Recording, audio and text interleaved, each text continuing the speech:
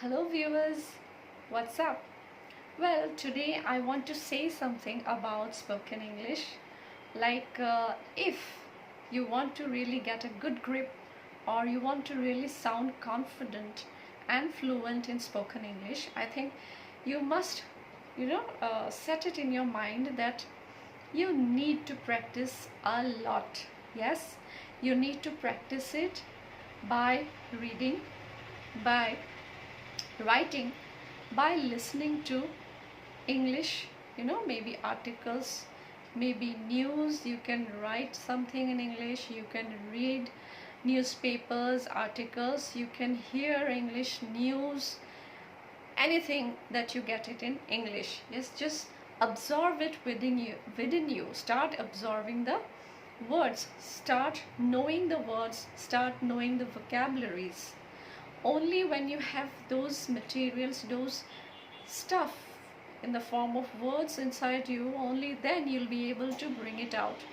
Now, it's not possible that it is going to happen overnight, isn't it?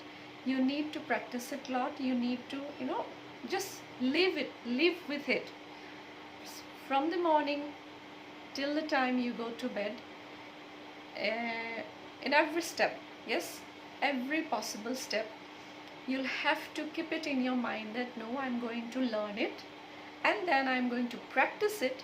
After that only I'll be able to speak.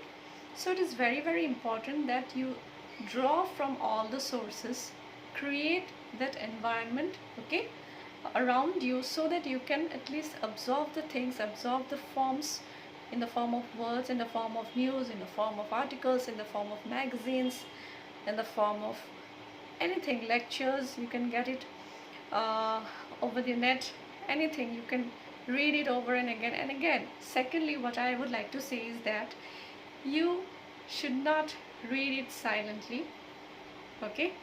You will have to read aloud, like the way we used to read in our schools, isn't it? We had our reading classes. So similarly, you'll have to make a daily ritual, you'll have to make a daily practice of reading aloud. Only then your tongue is going to get that exercise, okay?